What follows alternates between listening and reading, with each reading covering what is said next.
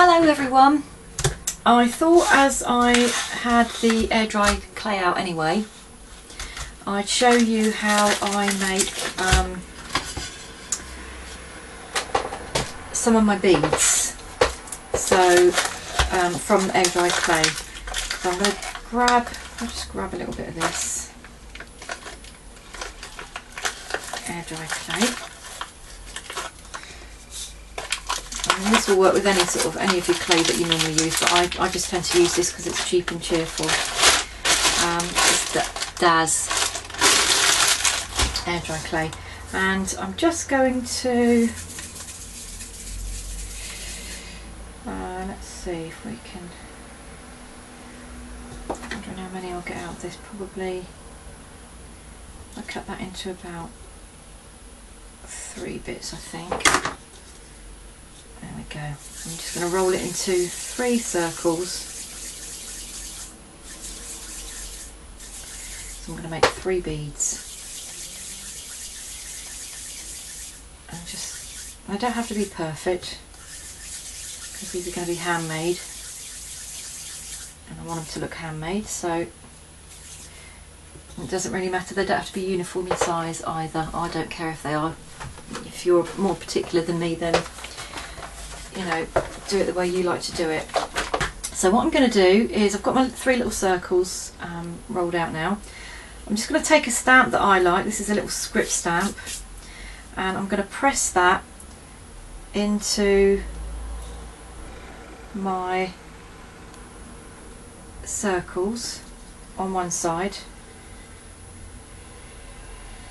Okay, and then I'm going to flip them over, sorry.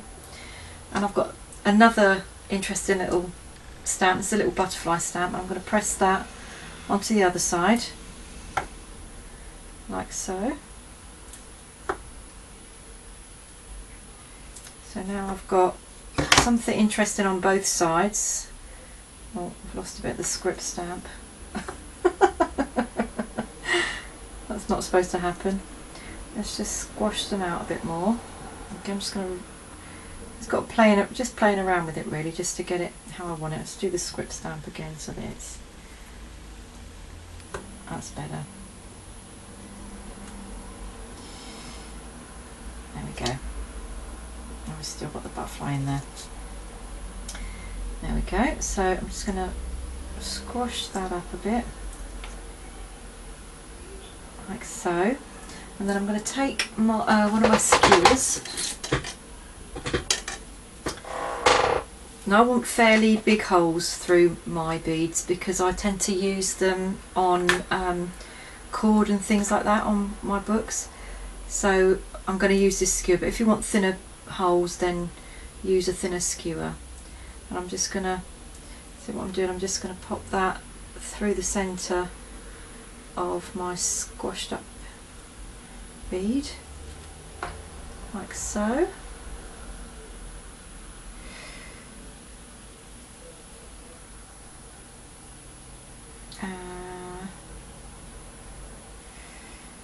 I don't really want that to split, so I'm just going to try and manipulate that about a bit so that it's just playing with it really until you get it how you like it. And once these are dry, you can always sand them about a bit to get them how you really want them. But the more sort of cracked about it is, the more interesting it'll be when it's dried. Okay. Once the beads are dry, then you can paint them the colour of your choice. I've chosen black, and then I'm going to add a little bit of a metallic accent with some gold acrylic paint. You can leave them whatever colour you've chosen, or you can add the metallic accent to them. If you've got rub and buff, that works really well. It just brings out the little detail that you've put on them. And I'm just going to rub that on all over. Don't need very much. And then once that's dry, you can give them a coat of some sort of varnish. So either if you've got glossy accent, that's fine.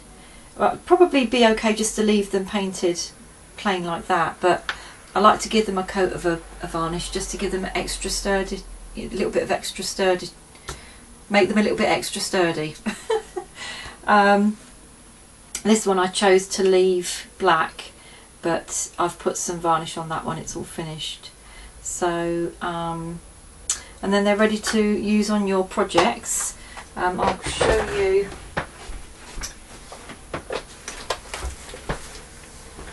some that I did a while ago. So in fact I don't even think I've put any varnish on these ones, but that's what your little beads will end up looking like. You can make round ones or long, you know, oval ones, whatever shape you like.